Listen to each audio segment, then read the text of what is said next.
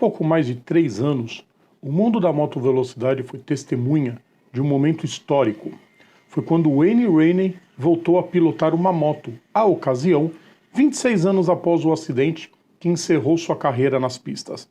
Tricampeão das 500 cilindradas, o americano marcou seu nome como um dos mais completos pilotos de uma geração de alto nível e segue sendo presença constante em qualquer lista de maiores pilotos que o Mundial de Motovelocidade já teve.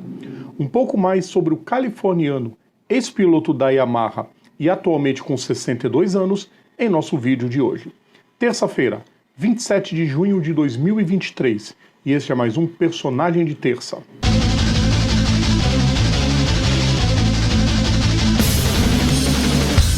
Salve a todos os nossos ouvintes, todos os nossos seguidores, serão todas e todos bem-vindos. Eu sou Rodrigo Vilela. Hoje é dia de Personagem de Terça, dia de relembrar mais um grande nome da história.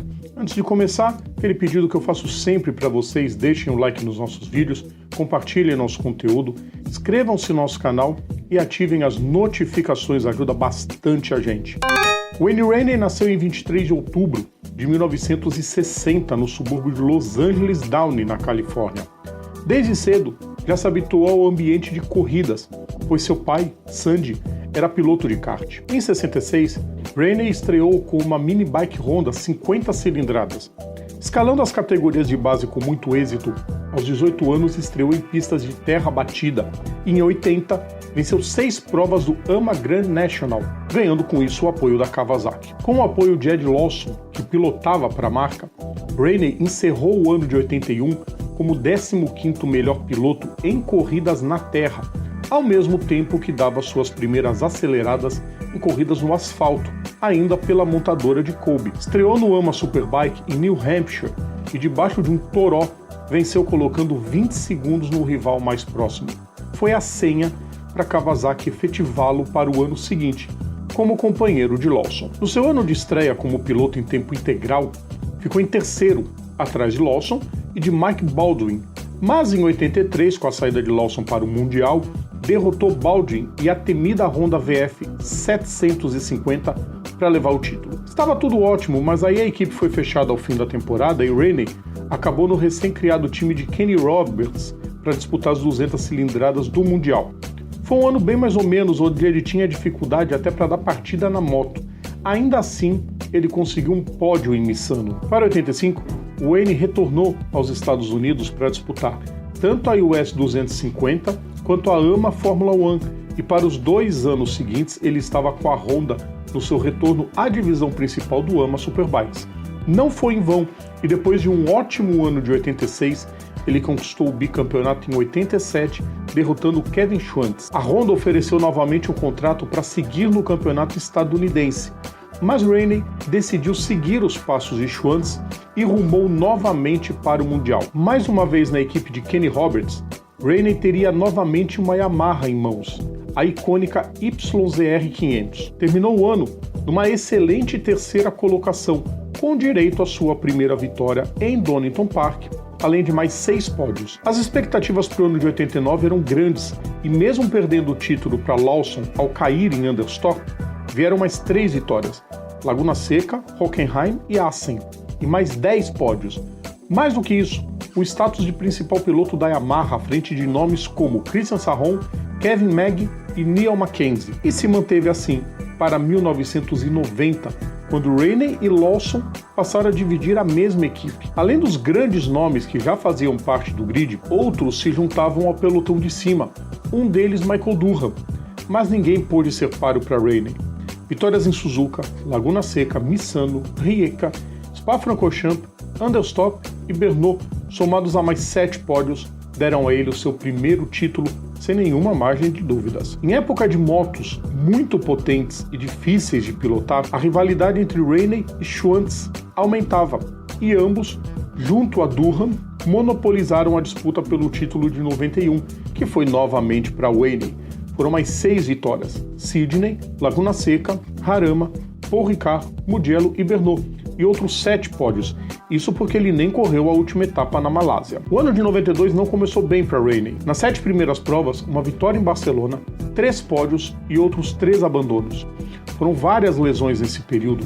A pior delas quando caiu nos treinos em Hockenheim e as dores nas costas o impediram de completar a corrida. A sequência dolorosa teve seu ápice em Assen, quando nem largou. Além de Rainey, outro que sofreu com lesões e desfalques foi Durham, que venceu as 4 primeiras, mas ficou de fora por 5 provas consecutivas. Tudo levava a crer que o título era apenas miragem, mas depois de trocar seu chassi e passar a usar o Harris, Rainey venceu em Manicure e em Interlagos, além de outro segundo lugar em Donington Park. Seu companheiro de equipe, John Kosinski, além de Schwantz, não obtiveram a regularidade imaginada e as vitórias se diluíram para outros pilotos, como Alex Crivillé, Ed Lawson e Wayne Gardner, os 2 últimos em seus anos de despedida. Rainey foi terceiro em Kyalami e conquistou o tricampeonato por apenas 4 pontos. A temporada de 93 dava sinais de que o Tetra viria, mas Rainey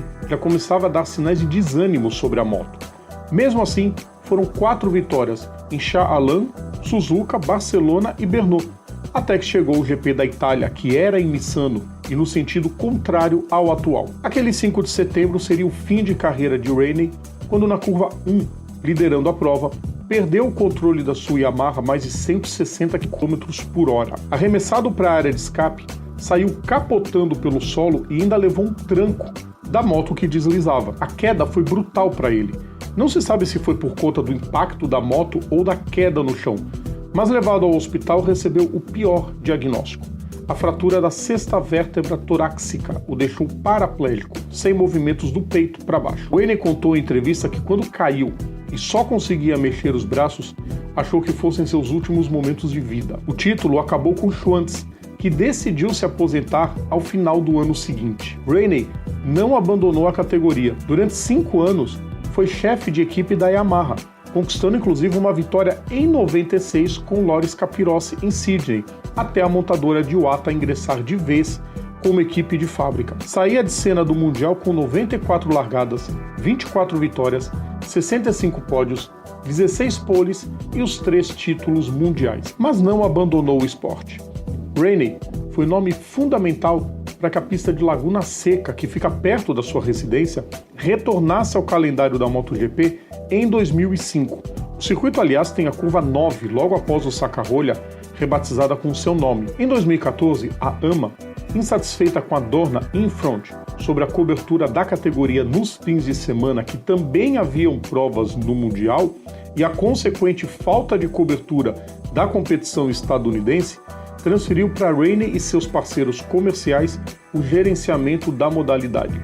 Desde então, o Wayne é o presidente da categoria, sob o nome de Moto América. Em 2019, Rainey voltou a pilotar uma Yamaha totalmente modificada, uma YZF R1, no circuito de Buttonwillow, na Califórnia. Semanas depois, em Suzuka, participou de outra exibição ao lado de Kenny Roberts, Ed Lawson e Takuma Oki. Já era emoção demais, porém no ano passado a Yamaha modificou a YZR500, que deu a ele seus 3 títulos mundiais, e Rainey voltou a pilotá-la dessa vez no festival de Goodwood, arrancando aplausos e lágrimas de todos os presentes. Membro do Hall da Fama do motociclismo dos Estados Unidos desde 1999, também foi nomeado uma lenda pela MotoGP em 2000 e introduzido ao Hall da Fama do esporte a motor mundial em 2007. Além disso, em 2003, ele foi um dos temas do documentário sobre motociclismo intitulado Faster.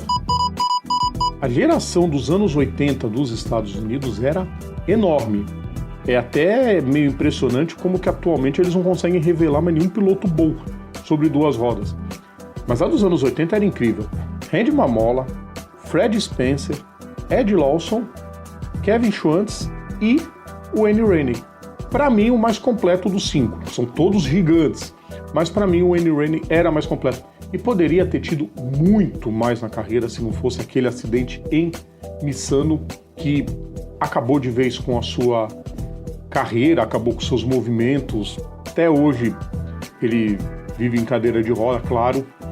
E enfim, é muito pra gente imaginar o que seria se ele não tivesse sofrido aquele acidente. O Tetra com certeza viria em 93. Gostaram, pessoal? Acho que vocês gostaram dessa homenagem ao Wayne Rainey. Terça-feira que vem tem mais um nome pra gente falar aqui no nosso canal. Lembrando sempre, todo o nosso conteúdo está no YouTube, está nas plataformas digitais, ou então assinando o nosso feed, is.gd/programa Papo Veloz. Sigam também nossas redes sociais, é só procurar a gente por PGM Papo Veloz. Grande abraço a todos e até quinta-feira, pessoal. Tchau!